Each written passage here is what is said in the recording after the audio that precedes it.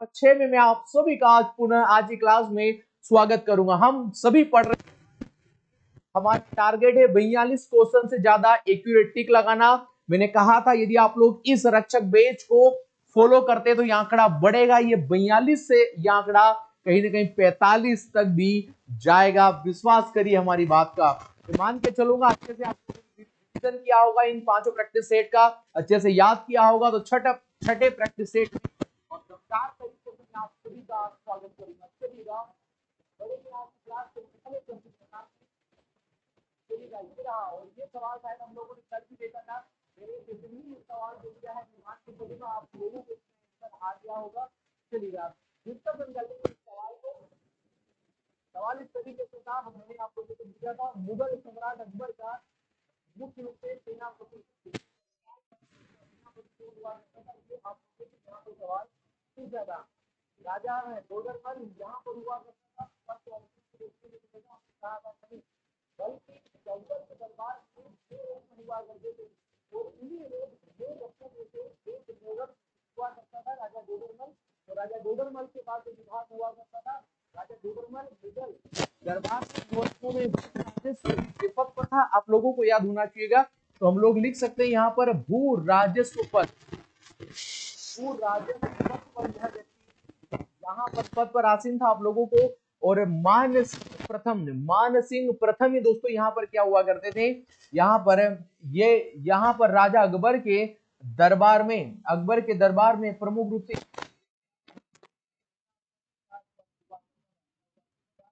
सेनापति का यहाँ पर अकबर ने बीरबल को अपना सलाहकार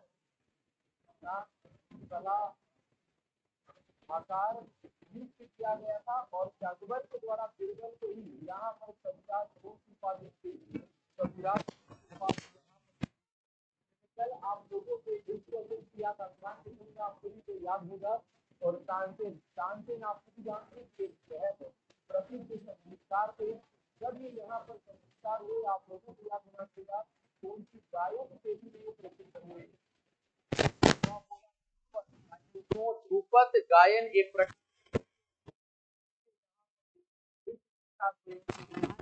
आप लोगों भी कंटेंट पढ़ाता हूँ, ज्यादा नहीं है, ठीक है। जिस तरीके से कंपटीशन बढ़ रहा है भारतीय सेना में, यहाँ पर जो गायन शैली के लिए प्रसिद्ध है, आप लोगों को हर बार बात की जाती है कि तो सबसे पहले हम लोग देखेंगे जो हमारा प्राचीन भारत हुआ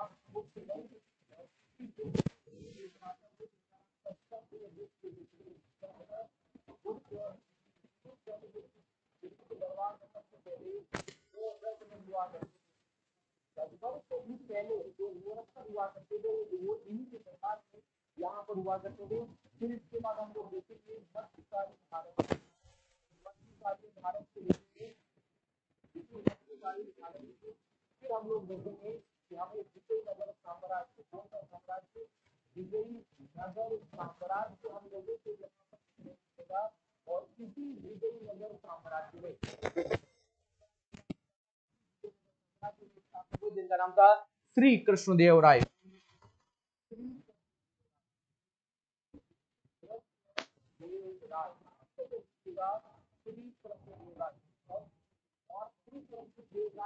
यही दरबार हुआ करते थे यहाँ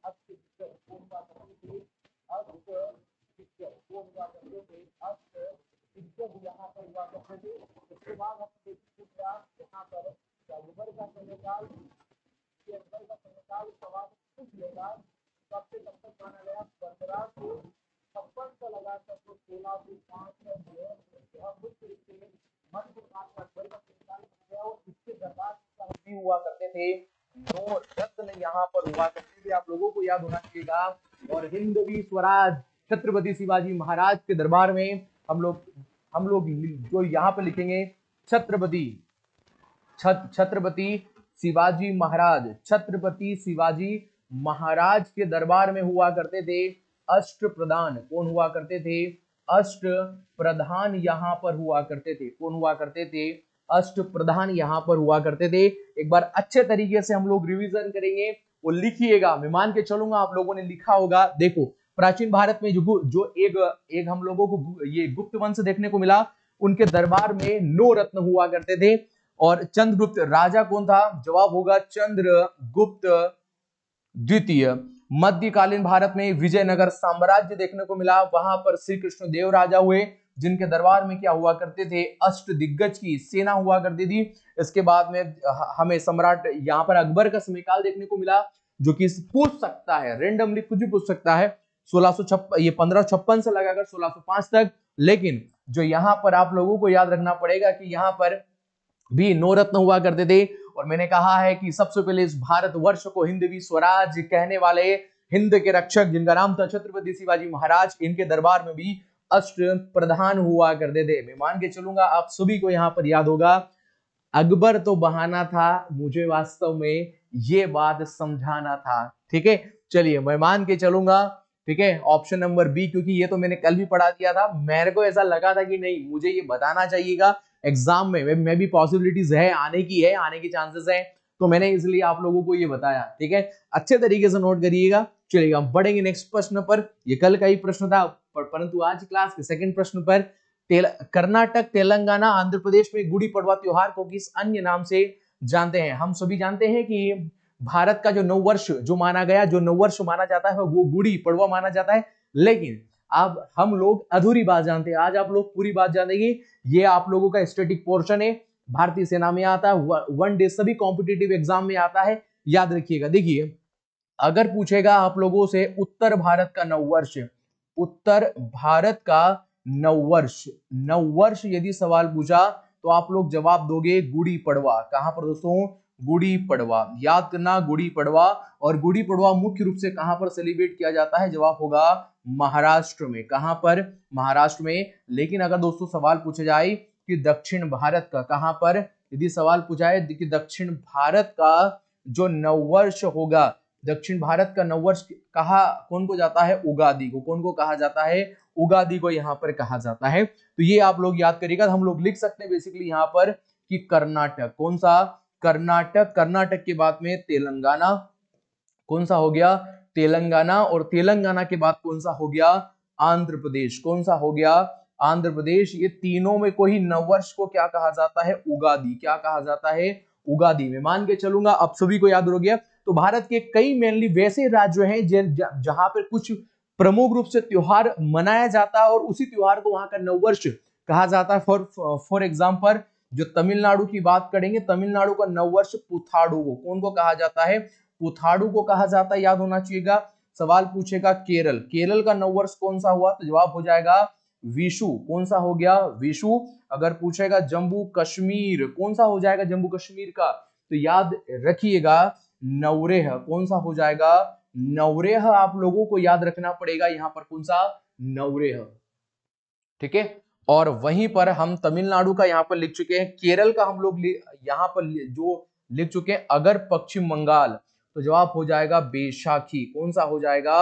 बैसाखी यहाँ पर हो जाए, बैसाखी नहीं होगा, एक मिनट इसको रफ करते हैं। बैसाखी यहाँ पर नहीं होगा। ठीक है, बैसाखी यहाँ पर नहीं होगा, अभी दिमाग आउट चला गया है। तो तमिलनाडु का ये पुथाडु याद कर लो, केरल का विशु याद कर लो, जम्मू कश्मीर का क्या याद कर लो? नवरे याद कर लो। कर्नाटक, तेलंगाना, आंध्र प्रदेश, इनका सबका कौन सा हो जाएगा? यहाँ पर उगादी देखने को मिलेगा। लेकिन आसम, किनका पूछ लेगा? आसम का यदि पूछेगा तो बोहांग बिहू। कौन सा हो जाएगा? बोहांग बिहू। अच्छे तरीके से लिखना है, क्या हो जाएगा? बोहांग बिहू। तो ये हर राज्य के नववर्ष पूछे जाते हैं, याद होना चाहिएगा। तो अब सवाल पूछा है कि ये पूरा क्वेश्चन पढ़ लीजिएगा और इसका आंसर रेट देखने को मिलेगा। हमें क्या देखने को मिलेगा? ऑप्शन नंबर डी, उगादी या इसे युगादी। कई लैंग्वेज में इसको मतलब मूल रूप से इन्हीं राज्यों में यहाँ पर युगादी बोला जाता है और उगादी भी बोला जाता है। तो एटलीस्ट दोनों नाम कॉमन है। ठीक है, तो आप लोग याद करेंगे बेहतर तरीके से। पोंगल, नो डाउट पहले भी मैं आप लोगों को बता चुका हूं पोंगल कहां सेलिब्रेट किया जाता है। तो जवाब होगा तमिलनाडु में। कितने दिनों तक सेलिब्रेट किया जाता है? 4 डेज। कितने दिनों तक? 4 डेज तक सेलिब्रेट किया जाता है। हमारा आंसर होगा ऑप्शन नंबर डी। और ऑप्शन नंबर डी के साथ ही हम लोग क्लास को क्या बढ़ाएंगे आगे। प्रयास करेंगे आज क्लास को 30 मिनट का रखें। डेली क्लास 1 घंटे की हो रही, बहुत ज्यादा कंटेंट हो रहा है। कल संडे, अच्छे तरीके से रिवीजन करिएगा, ठीक है। चलो सवाल नंबर 3 पर बढ़ेंगे। और सवाल नंबर 3 जो देखने को मिलेगा हम लोगों को, हिंदू पंचांग के अनुसार गुड़ी पड़वा, कौन सा? गुड़ी पड़वा। अभी हम लोगों ने बात किया हिंदू पंचांग, गुड़ी पड़वा चैत्र मास किस तिथि को सेलिब्रेट किया जाता है? तो जवाब हो जाएगा प्रथम तिथि। कौन सी तिथि को? प्रथम तिथि को यहाँ पर सेलिब्रेट किया जाता है। ऑप्शन नंबर ए हमारे सवाल का बिल्कुल राइट आंसर होगा, प्रथम को। ऐसे ही रैंडमली क्वेश्चन जो बनते हुए देखा है और ऐसे ही बनेंगे, ठीक है। चलिएगा, मैंने पहले भी कहा है जितने भी प्रैक्टिस सेट मैं पढ़ा रहा हूं, और खासकर जो सुबह 9 से 12 वाली बैच भारतीय सेना के लिए जो ऑफलाइन बैच है, और 1 से 4 वाली बैच जो भारतीय सेना के लिए ऑफलाइन बैच है, भाइयों तुमसे हाथ जोड़कर विनती है, इनको पढ़ो।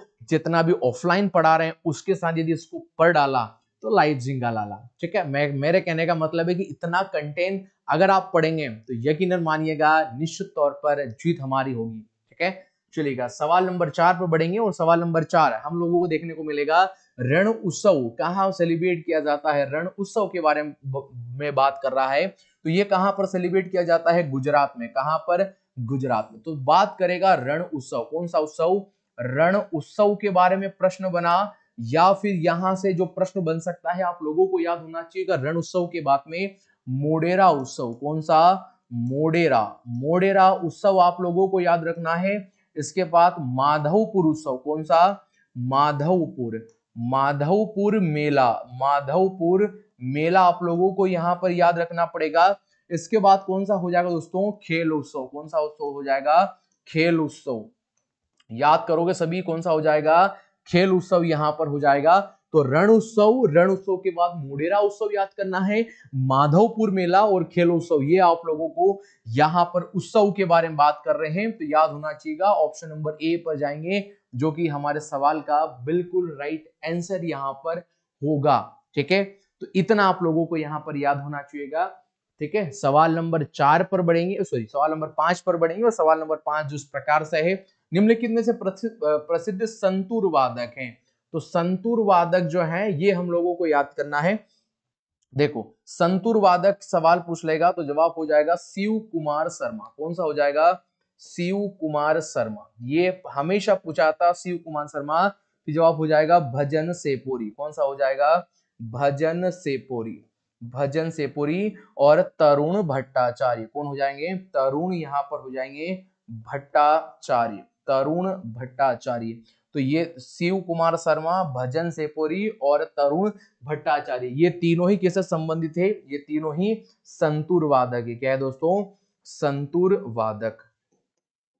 ये तीनों ही क्या है दोस्तों? संतूर वादक, ठीक है। निखिल बनवी, निखिल बनर्जी है ये, ठीक है। निखिल, हालांकि हमारे सवाल का right answer option number B है, लेकिन निखिल बनवी नहीं, निखिल बनर्जी होगा। यहाँ पर टाइप में करने में जो गलती कर दिया होगा, निखिल बनर्जी अगर पूछेगा तो ये किससे संबंधित है दोस्तों? सितार से। किससे संबंधित है दोस्तों? सितार से। याद करना आप सभी आ सकता है, सभी सवाल ज्यादा इंपॉर्टेंट पड़ेंगे, कुछ छोड़ना नहीं है, सब कुछ पढ़ डालना है। चलिएगा, 5 सवाल हम लोगों ने कंप्लीट कर लिए हैं, बढ़ेंगे छठे सवाल की तरफ। और क्वेश्चन नंबर 6 हमें देखने को मिलेगा। देखिएगा, राजा रवि वर्मा किस क्षेत्र से संबंधित थे?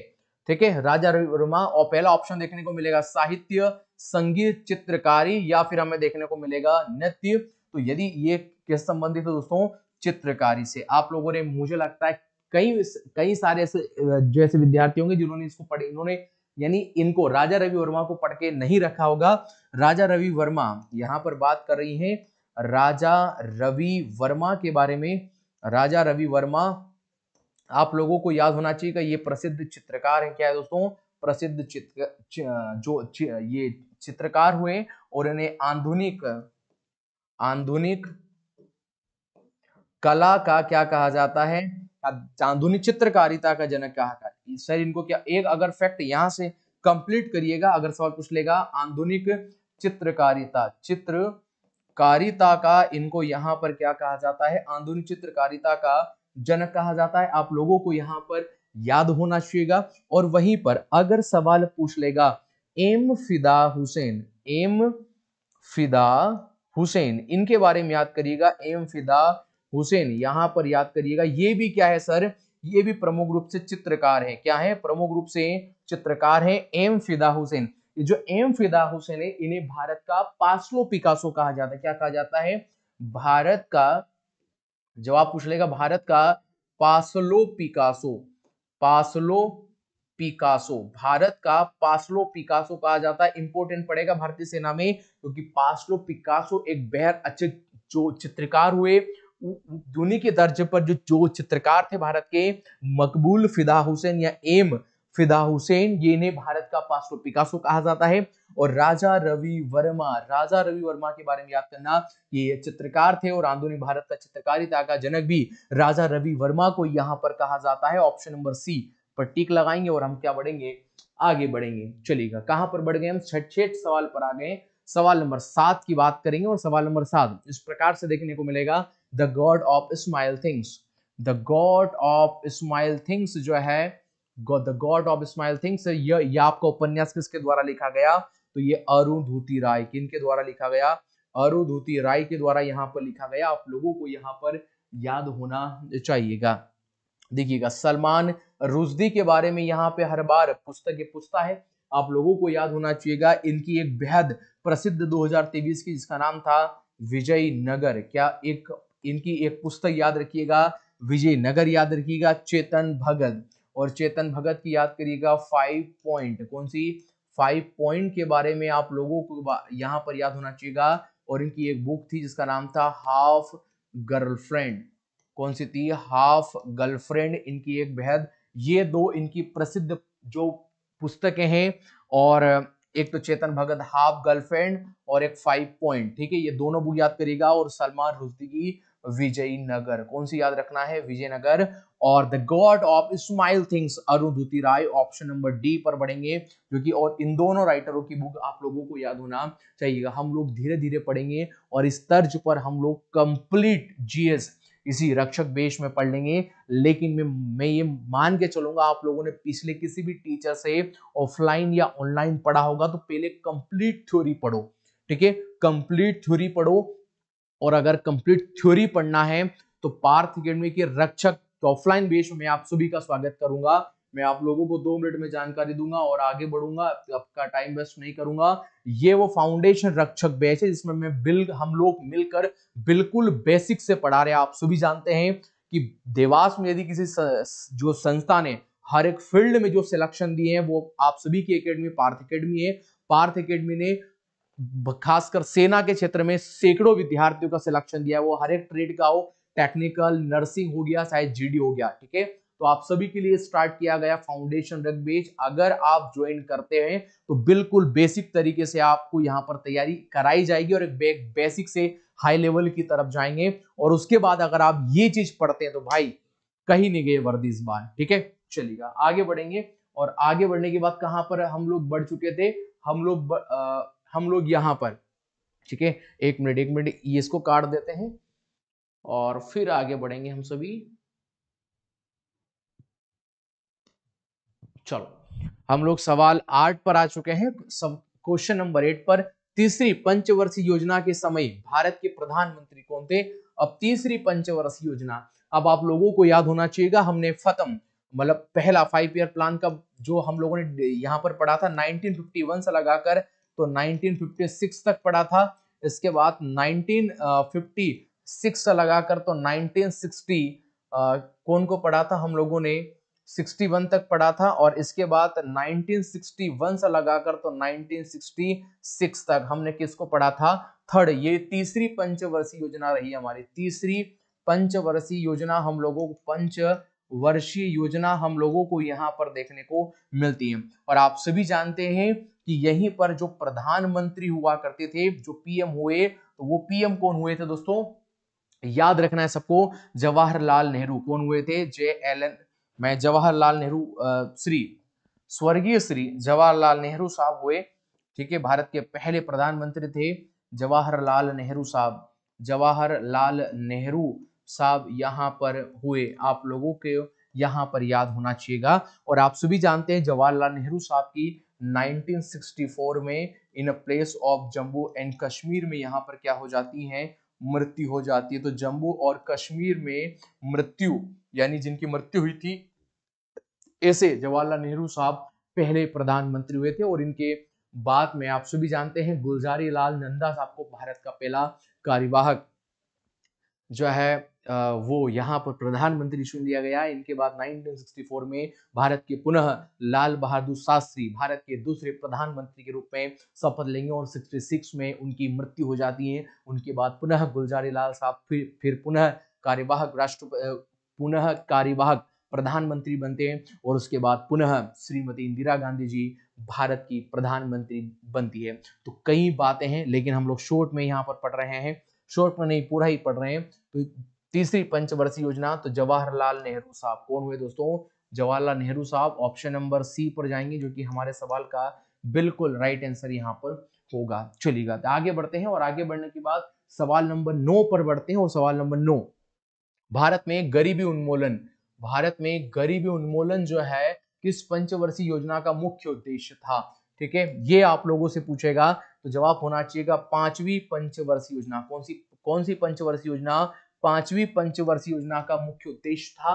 तो आप लोगों को यहाँ पर ये आना चाहिएगा। ठीक है, सवाल नंबर 10 पर बढ़ेंगे और सवाल नंबर 10 इस प्रकार से देखने को मिलेगा, भारतीय चुनाव आयोग की स्थापना कब की गई थी। तो कब की गई थी, यहाँ पर 25 फरवरी 1950 को। सीधा आंसर याद रखना 25 जनवरी 1950। कौन दोस्तों, 25 जनवरी 1950 को आप लोगों को यहाँ पर याद होना चाहिए। चुनाव आयोग किस प्रकार का निकाय है, तो यह एक प्रकार का संवैधानिक निकाय है, क्योंकि भारतीय संविधान का आर्टिकल क्रमांक सुनिएगा, भारतीय संविधान का आर्टिकल क्रमांक 324 में हमें मुख्य रूप से यहाँ पर वर्णन। और चुनाव आयोग, वर्तमान चुनाव आयोग कौन है, वर्तमान चुनाव आयोग कौन देखने को मिलेंगे, जवाब होगा संजीव कुमार। कौन देखने को मिलेंगे, संजीव कुमार हम लोगों को यहाँ पर देखने को मिलेंगे। आप लोगों को यहाँ पर याद होना चाहिएगा। तो ऑप्शन नंबर डी हमारे सवाल का क्या हो जाएगा, बिल्कुल राइट आंसर यहाँ पर देखने को मिलेगा। ठीक है, ये कैसी बॉडी है, तो ये कॉन्स्टिट्यूशनली मतलब एक संवैधानिक संस्था हम लोगों को देखने को मिलती है। ठीक है, चलिएगा आगे बढ़ते हैं और आगे बढ़ने के बाद एक सवाल नंबर 11 पर चर्चा करेंगे। और सवाल नंबर 11 इस प्रकार से, निम्नलिखित में से किसी 1576 में लड़ी गई हल्दी घाटी की लड़ाई में मुगल सेना का नेतृत्व करने के लिए अकबर द्वारा भेजा गया था। ठीक है, यानी बैटल ऑफ हल्दी घाटी, जो बैटल ऑफ हल्दी घाटी हमें देखने को मिलेगी। और उसी बैटल ऑफ हल्दी घाटी में एक तरफ तो महाराणा प्रताप हुए करते थे और एक तरफ जो हुआ करता था वो अकबर के द्वारा भेजा गया उसका स्वयं का सेनापति जिसका नाम था मानसिंह। तो मानसिंह हुआ। अब यहाँ पर मानसिंह द्वारा ये युद्ध मुख्य रूप से अकबर की तरफ से यही शामिल था, आप लोगों को याद होना चाहिए। और युद्ध का नाम था बैटल ऑफ हल्दी घाटी। ठीक है, ऑप्शन नंबर ए हमारे सवाल का बिल्कुल राइट आंसर यहाँ पर था। ठीक है, आप लोगों को याद होना चाहिए। सवाल नंबर हम लोग कहां पर बढ़ेंगे, सवाल नंबर 12। ठीक है, सवाल नंबर 12 है, अंकोर वाट का प्रसिद्ध मंदिर किस देश में है। ठीक है, हिंदू धर्म का यदि सबसे बड़ा मंदिर यदि कोई कहां पर है तो वो अंकोर वाट का मंदिर देखने को मिलेगा सूर्यवर्मन द्वितीय में। पूरा पढ़ाऊंगा, अंकोर वाट का मंदिर, अंकोर वाट का मंदिर, अंकोर वाट का मंदिर हम लोगों को देखने को मिलेगा। और अंकोर वाट का मंदिर कहां पर है, कंबोडिया। कहां पर है, कंबोडिया। कंबोडिया में हम लोगों को देखने को मिलेगा। और ये जो कंबोडिया में मंदिर देखने को मिलेगा सूर्यवर्मन किसके द्वारा, निर्माण किसके द्वारा किया गया, तो जवाब हो जाएगा सूर्यवर्मन द्वितीय। कौन दोस्तों, सूर्यवर्मन द्वितीय। याद करना, सूर्यवर्मन द्वितीय आप लोगों को याद होना चाहिएगा। और कहा जाता है दुनिया में 7 अजूबे हैं, उसमें से 8वां अजूबा आप सब हैं। ठीक है, अगर इस जितना भी कंटेंट पढ़ा रहा हूं इसको नहीं पढ़ोगे, लेकिन दुनिया का जो 8वां अजूबा डिक्लेयर किया गया, 8वां अजूबा जो डिक्लेयर किया गया है वह अंकोर वाट का मंदिर है। कौन सा है, अंकोर वाट का मंदिर ही हम लोगों को यहाँ पर देखने को मिलता है। आप लोगों को यहाँ पर याद होना चाहिएगा। और अंकोर वाट के मंदिर को ने, अंकोर वाट के मंदिर को यूनेस्को ने, कौन से दोस्तों, यूनेस्को ने अपने विश्व धरोहर की सूची में कब शामिल कर लिया था, तो 1992 में। कब शामिल कर लिया था, 1992 में। कंबोडिया हमारे सवाल का बिल्कुल राइट आंसर यहाँ पर होगा, ऑप्शन नंबर डी पर हम लोग बढ़ेंगे। ठीक है, चलिएगा ठीक है। और अगर सवाल पूछ ले कौन से भगवान को समर्पित है, तो आप सभी जानते हैं भगवान हरि यानी भगवान विष्णु। कौन से? भगवान विष्णु को यहाँ पर ये समर्पित है। ठीक है, भगवान विष्णु को समर्पित है। ठीक है, चलिएगा आगे बढ़ते हैं और आगे बढ़ने के बाद सवाल नंबर 13 पर चर्चा करेंगे। और सवाल नंबर 13 बेहद मोस्ट इंपॉर्टेंट पड़ेगा। शीतल देवी, शीतल देवी पूछेगा का संबंध किससे है? ठीक है, भाला फेंक से है, शतरंज से है, कुश्ती से या तीरंदाजी से है? तो तीरंदाजी से हमें शीतल देवी का संबंध यहाँ पर देखने को मिलेगा। आप देखिएगा गूगल पे जाकर या यूट्यूब पर देखिएगा, शीतल देवी जिनके दोनों हाथ नहीं है फिर भी तीरंदाजी करती हैं। और हम सब, हमारे पास 2 आंखें हैं, 2 हाथ है भाई, और हम फिर भी नहीं लिख पा रहे, फिर भी लिखने में हम लोगों को जोर आ रहा है। हम लोगों को मतलब आप, मुझे भी और आपको भी, हम लोगों को शर्म आना चाहिए कि हम लोग 1 घंटे की कंटेंट भी नहीं लिख सकते। सपना तो हमने भारतीय सेना में जाने का देख लिया, कंटेंट नहीं लिख सकते, केवल फोन चलेगा और हम वीडियो देखेंगे। कहां पर देखेंगे? दोस्ती यारी में देखेंगे। कहां पर देखेंगे? तो हम बस में देखेंगे। कहां पर देखेंगे? चलते चलते। लिखना कोई नहीं है। आप मेरी बात सुनो, 90 क्लासेस आएगी इसी रक्षक बेच की, कितना ओरल देखोगे मेरे को बात बताओ आप? और लिखोगे तो जब एग्जाम आएगी, जब आपके एडमिट कार्ड जारी किए जाएंगे, 15-20 दिन बचेंगे, तो रिवीजन कहां से करोगे? तो यहीं से करोगे ना फिर तुम लोग। तो जितने भी मेरे को वीडियो देख रहे हैं ना भाई, कहीं से भी देख रहे हो, और खासकर ऑफलाइन वाले जितने भी हैं, इसको लिख लेना कंटेंट। ठीक है, हम सभी फिर सोमवार को दिन मिलते हैं।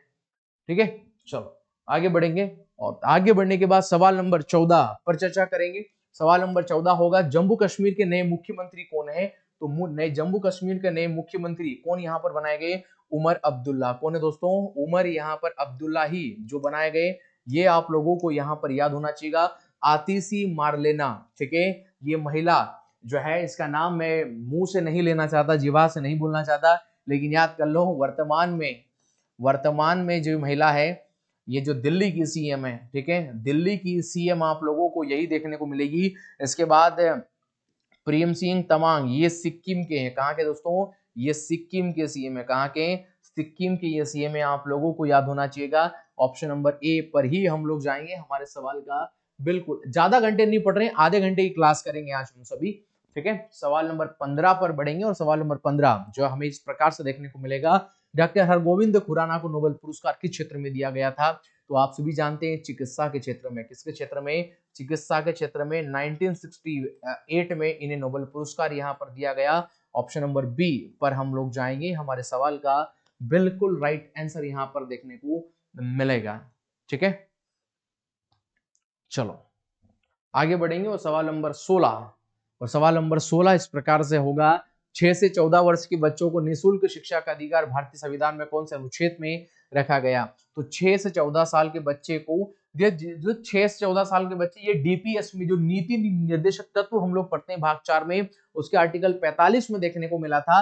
लेकिन फिर बाद में हम लोगों ने इसको फंडामेंटल राइट्स में शामिल कर लिया। और कौन से आर्टिकल में इसको जगह दे दी गई? तो जवाब होगा आर्टिकल 21 का ए, यानी सब आर्टिकल बना दिया गया। 21A में इसको यहाँ पर मुख्य रूप से जगह दे दी गई। ठीक है, और आर्टिकल 18 आप सभी जानते हैं, भारतीय संविधान में आर्टिकल 18 जो है यहाँ पर उपाधियों के अंत संबंधित है। उपाधियों का अंत आप सभी जानते हैं। और एक शिक्षा, कौन दोस्तों? एक शिक्षा और एक सेना, 2 प्रकार की लोग यहाँ पर व्यक्ति के द्वारा उपाधि धारण की जा सकती है। इसके बाद किसी प्रकार की उपाधियां यहाँ पर धारण नहीं की जा सकती। लेकिन यदि किसी व्यक्ति को कोई संस्था, कोई यूनिवर्सिटी, कोई देश, कोई संगठन यदि किसी प्रकार की भी उपाधि प्रदान करता है, फर्स्ट ऑफ आप लोगों को परमिशन लेनी पड़ेगी महामहिम भारत के राष्ट्रपति से। आप लोग इस बात को याद रखिएगा।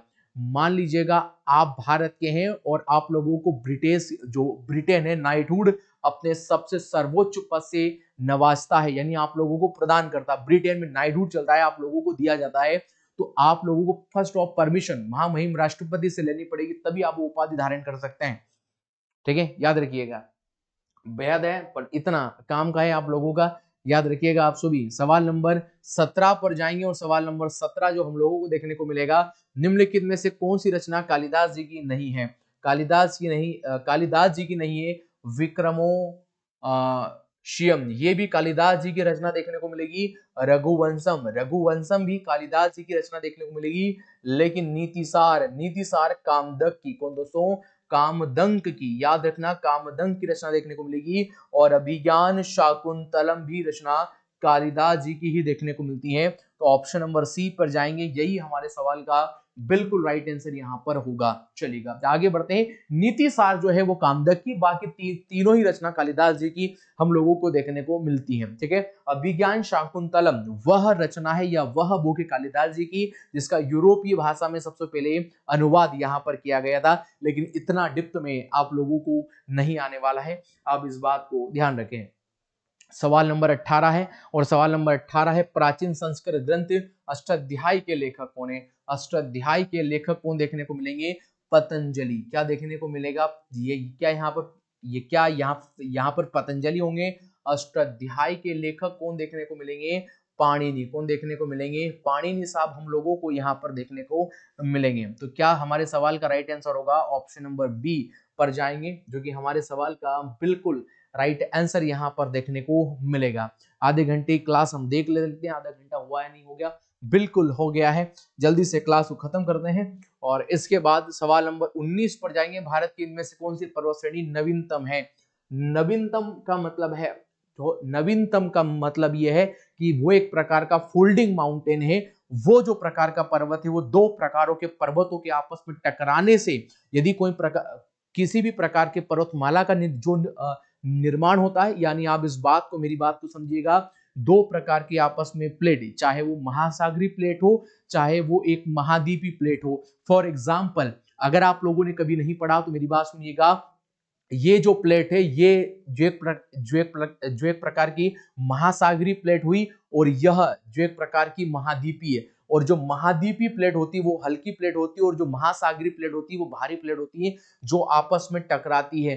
तो जो महाद्वीपीय प्लेट होती है वो ऊपर की तरफ क्या हो जाती है, इस तरीके से फोल्ड हो जाती है। तो वो जो फोल्ड हुआ आकृति हम लोगों को देखने को मिलती है, उसी को ही हम लोग क्या बोलते हैं, फोल्डिंग माउंटेन या वलित पर्वत यहां पर बोलते हैं। और विश्व के सबसे वलित पर्वत या नवीनतम पर्वतों की श्रेणी में हमेशा हिमालय का यहां पर नाम दिया जाता है। ठीक है, तो प्रमुख रूप से हमें वलित पर्वत, ब्लॉक पर्वत देखने को मिलते हैं, अवशिष्ट पर्वत और ज्वालामुखी पर्वत देखने को मिलते हैं। इसमें से हमारा हिमालय है, यह एक प्रकार का फोल्डिंग माउंटेन वलित पर्वत है। इसका निर्माण दो प्रकार की चट्टानों से आपस में मिलकर हुआ है। ठीक है, जहां पर आज वर्तमान में हिमालय है, वहां पर कई लाखों साल पहले आप सभी जानते हैं डेतिस सागर हुआ करता था।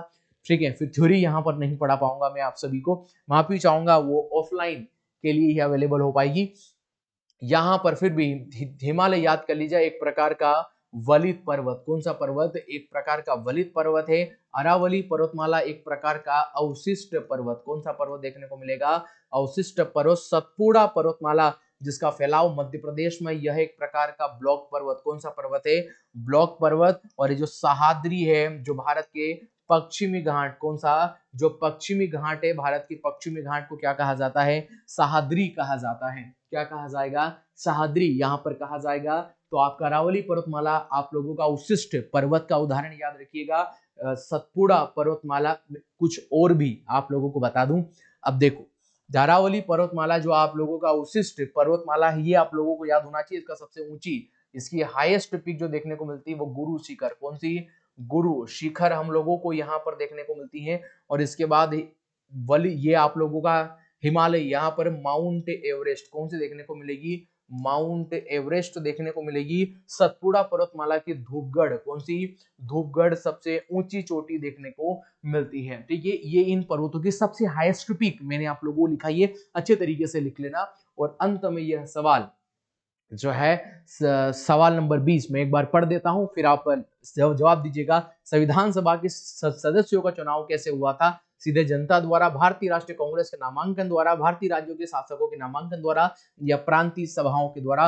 मैं मान के चलूंगा आप सभी इस सवाल का मुझे जवाब देंगे। आप सभी के कमेंट का इंतजार रहेगा, और मैं मान के चलूंगा आप सभी को ये क्लास बेहद अच्छी होगी। आप सभी के लाइक का, आप सभी के कमेंट का इंतजार रहेगा। ठीक है, आप सभी मेरे साथ जुड़े, आप सभी का धन्यवाद। मिलते हैं नेक्स्ट क्लास में, तब तक के लिए जय हिंद।